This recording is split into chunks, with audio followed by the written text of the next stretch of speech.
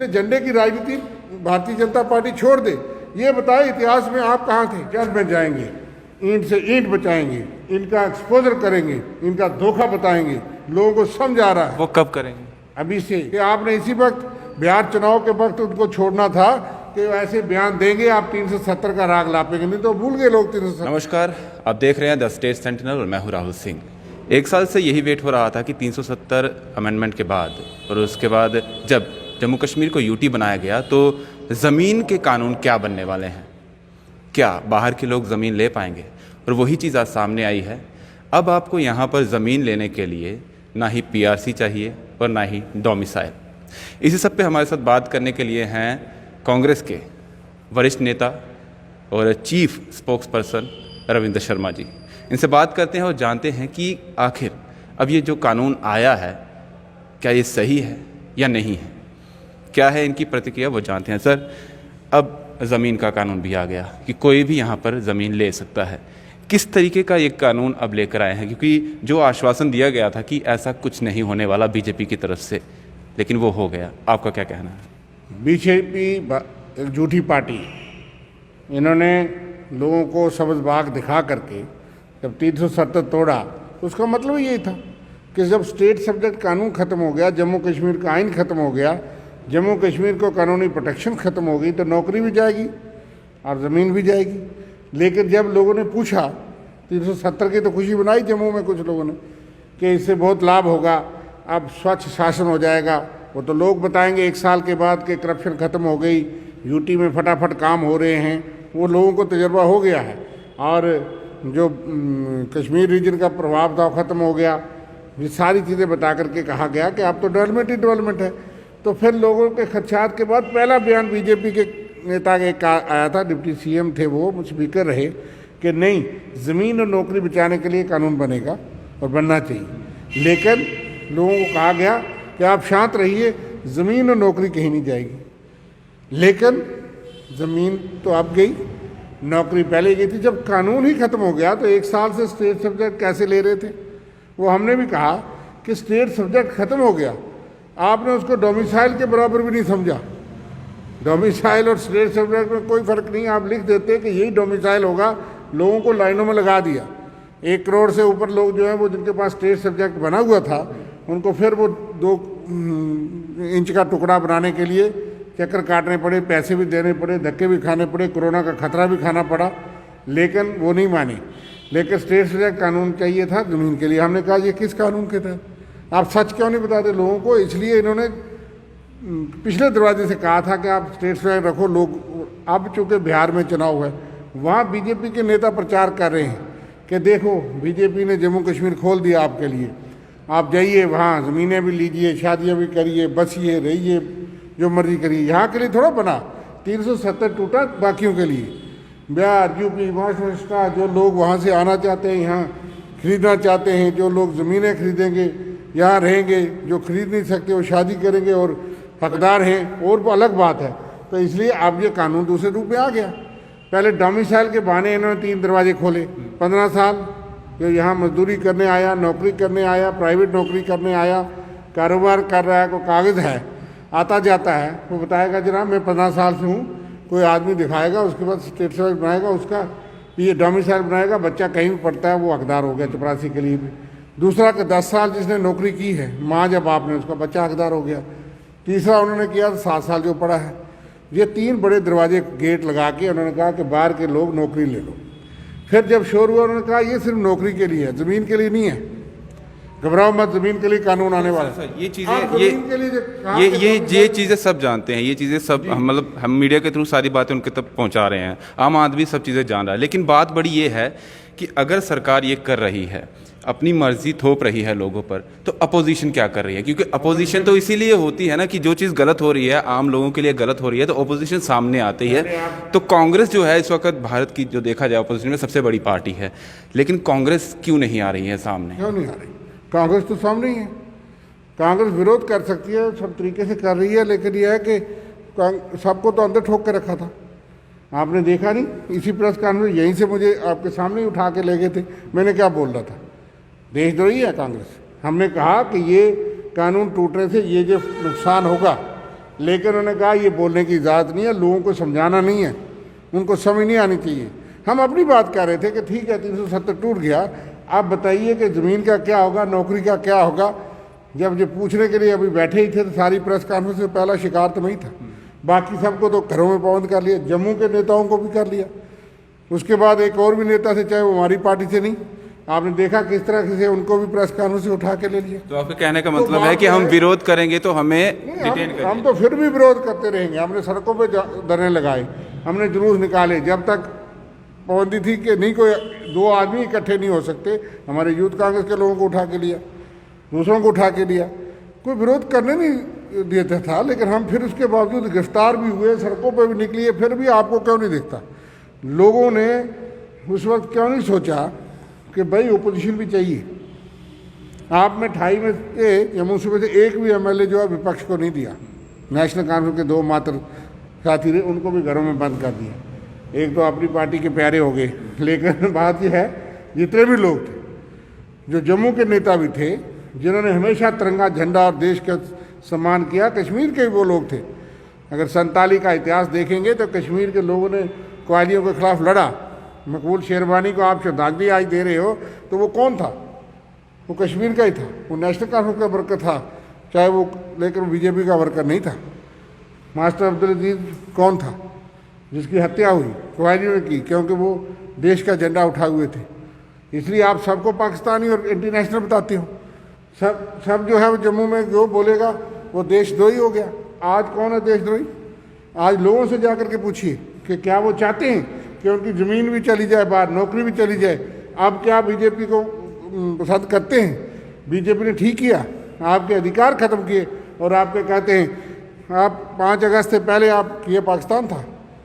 हम गर्व से कहते थे हम भी हिंदुस्तानी, जम्मू कश्मीर इंटेग्रल पार्ट है। जम्मू कश्मीर की असेंबली ने लिखा था, हिंदुस्तान के आइन में भी था, जम्मू कश्मीर के आइन में पहला लफ्ज़ यही था कि ये जम्मू कश्मीर हिंदुस्तान का अटूट अंग था, अटूट अंग है, अटूट अंग रहेगा। लेकिन सर आज आके अब बात उसके बाद 5 अगस्त से आपने क्या किया? जो तिरंगा घुमाते हो, तिरंगे की वजह से आप कश्मीर के हालात देख रहे हैं। आज आके बात फिर से वही आती है कि जब तक ऑपोजिशन सही से स्टैंड नहीं लेगी तब तक जो रूलिंग पार्टी है वो वही करती रहेगी जो उसका मन करेगा। तभी बीजेपी की बात की जाए या सेंटर की बात की जाए। आपकी बात को मैं बिल्कुल समर्थन करता हूं।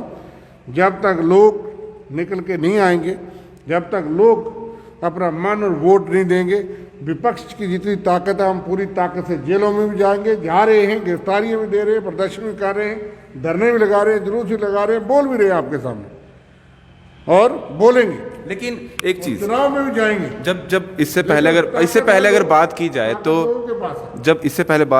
जब कांग्रेस रूलिंग में थी तो तब महंगाई होती थी तो बीजेपी के लोग निकल के आते थे कि महंगाई हो गई है, सिलेंडर का जो रेट है वो बढ़ गया है, सब्जियां महंगी हो गई। इस टाइम पे देखा जाए तो सब्जियों के रेट बहुत ज़्यादा हो गए हैं। अब भी कांग्रेस नहीं आ रही है बाहर। कांग्रेस बोल रही है, मगर उससे बड़ी चीज़ जहाँ अस्तित्व का मसला हो गया, आपकी पहचान खत्म हो गई, आपके अधिकार खत्म हो गए। सब्जी तो बाद में आएगी, पहले इंसान बचेगा तब। इसलिए हम उस पर भी बोल रहे हैं कि आज 100 रुपये किलो प्याज है, 50 रुपये किलो आलू है और बाकी महंगाई पेट्रोल डीजल कहाँ है। ये तमाम चीज़ों पे देश भर में हमने किसानों पे उनको बेच दिया, रेलवे स्टेशन प्लेटफार्म बेच दिए। हम तमाम चीज़ें पब्लिक डोमेन में ला रहे हैं। लेकिन सबसे बड़ा मसला था कि जो ऐतिहासिक रियासत थी जिसके लिए कल छुट्टी भी की गई, इस रियासत को ख़त्म कर दिया, विभाजन कर दिया, डिवाइड कर दिया, डाउनग्रेड कर दिया। एक म्यूनसिपल में अब चुनाव के बाद चुनाव ऐसे स्ट्रक्चर बनाएंगे कि यहाँ पे ताकत ही ना रहे, आपस में ही लड़ते रहें। एक सरपंच होगा बीडीसी का, उसके साथ लड़ेगा, बीडीसी वाला डीडीसी के साथ लड़ेगा, डीडीसी वाला एमएलए के साथ लड़ेगा।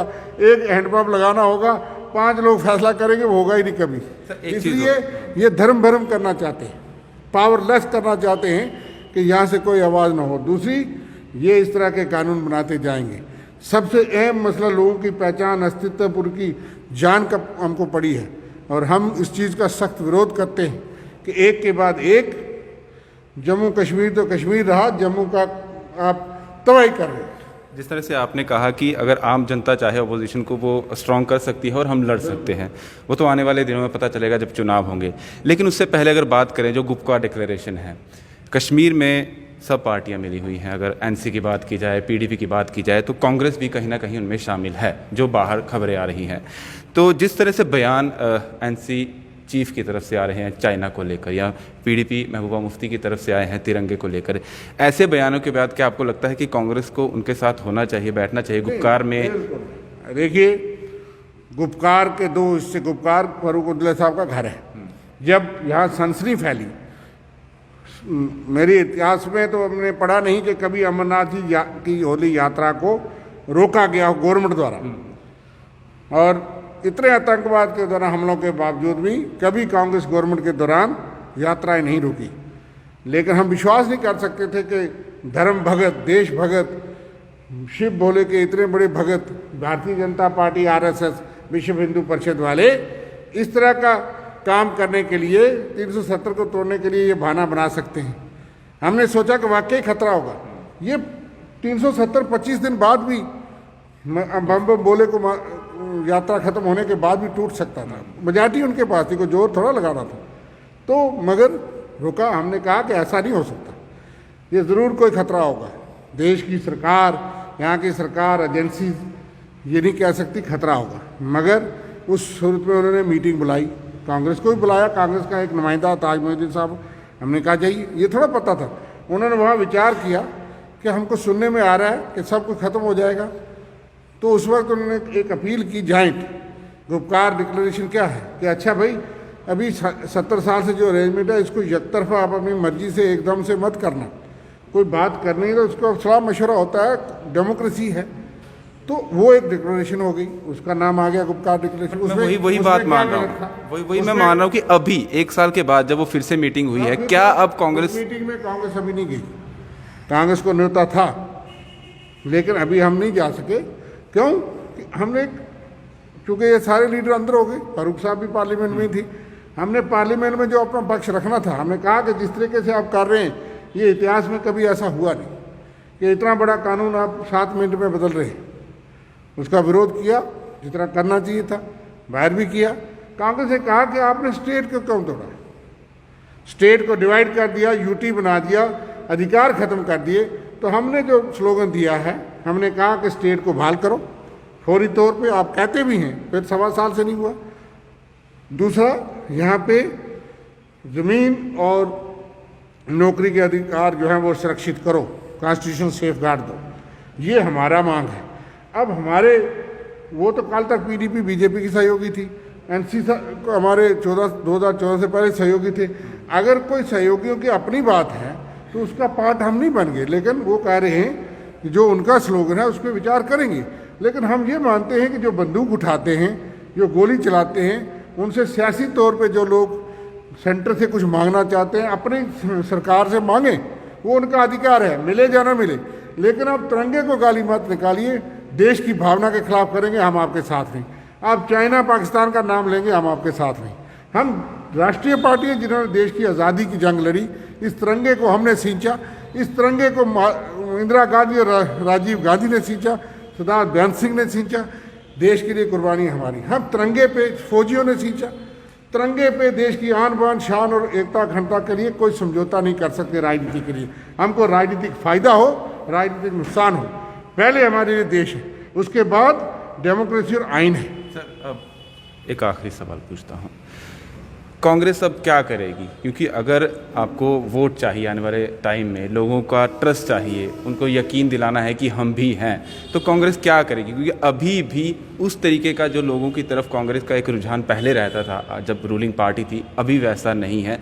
कहीं ना कहीं अभी भी वो डामाडोल है लोगों के मन में कि क्या कांग्रेस को हम वोट देंगे आने वाले टाइम में या नहीं देंगे। तो उसके लिए कांग्रेस क्या कर रही है? देखिए, बात यह है कि पिछले कुछ अरसे से पहले तो लोगों को लगता था कि मोदी जी और भारतीय जनता पार्टी जम्मू का बहुत भला करने वाली है। जम्मू से ही है ना, कश्मीर तो है नहीं। हमारा कश्मीर, जम्मू, लद्दाख में आप देख लीजिए, कल चुनाव हुआ और अभी अभी उन्होंने यूटी दी थी लद्दाख में। लेकिन बीजेपी की टैली पहले से 15 कम आई थी और कांग्रेस की बढ़ी। 2 सीटें कांग्रेस की 11 और 14 वोट पे हम हार गए।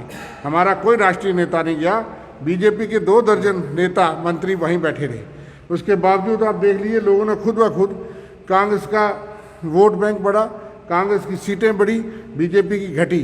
अगर थोड़ा सा जोर हमने और लगाया होता तो शायद बीजेपी के बराबर थे। हालांकि लद्दाख यूटी मांगता था, लद्दाख खुश है, और उनको लगा कि हमने अभी ज़मीन और नौकरी के लिए जो उन्होंने मांगा, बीजेपी भी उसका हिस्सा थी बाईकाट का, लेकिन उन्होंने एश्योरेंस दिया कानून ले के लिए। ये कानून अच्छा है, करगिल के लिए अच्छा है, कश्मीर के लिए, जम्मू के लिए एंटी नेशनल है, कि हम भी वही कानून मांगते हैं जो आपने लद्दाख को दिया वो हमको भी दो।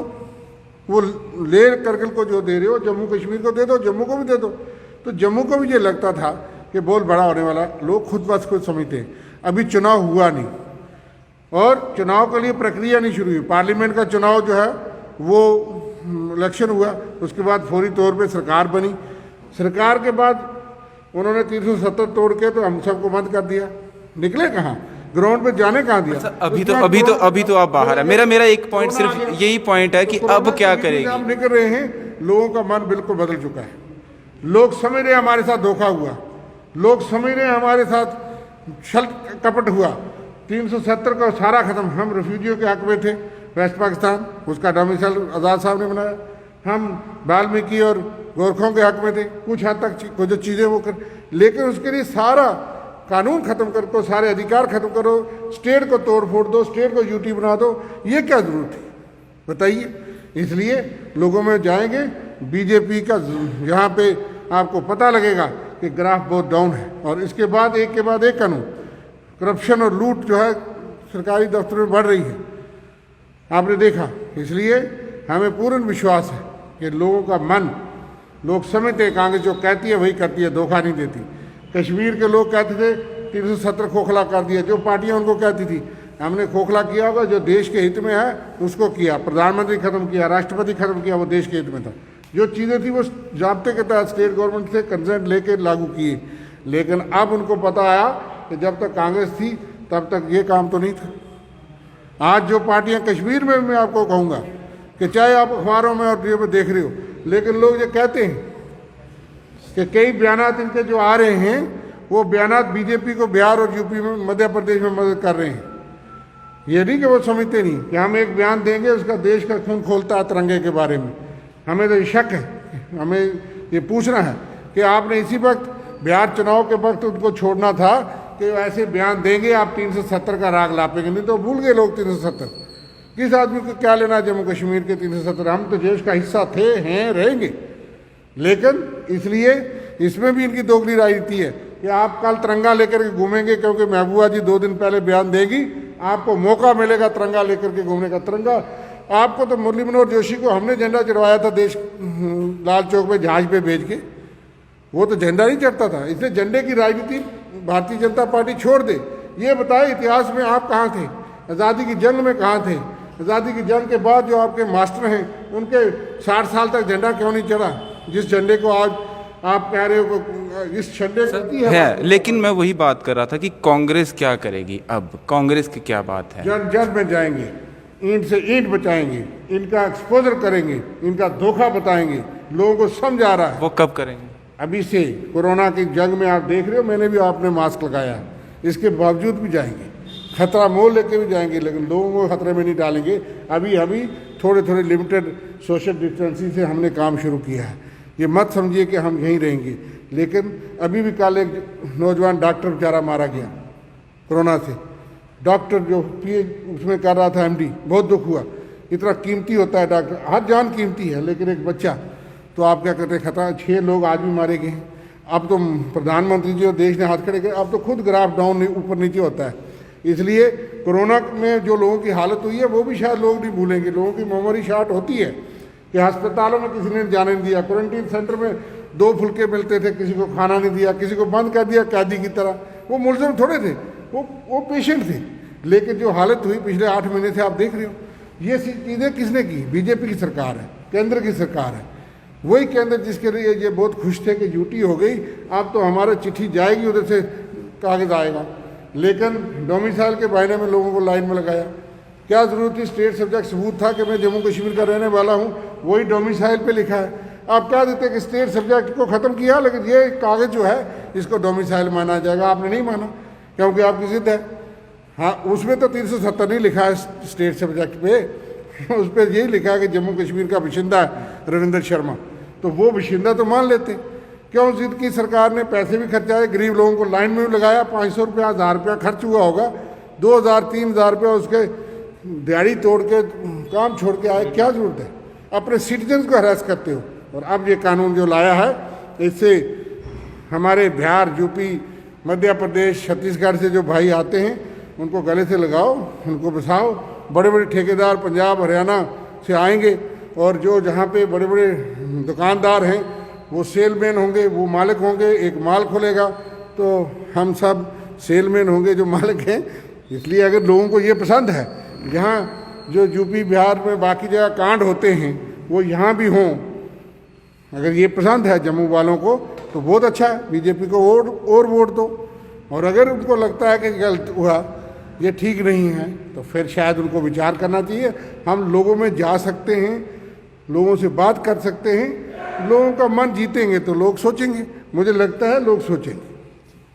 शुक्रिया सर हमसे बात करने के लिए। तो ये थे कांग्रेस के chief spokesperson Ravindra Sharma ji. आपने सुनी इनकी बात। और जो अब नया कानून आया है ज़मीन को लेकर, क्या आम लोगों को वो सही लगता है? जब तक जनता है तब तक ही सरकार है, अगर जनता नहीं तो सरकार भी नहीं।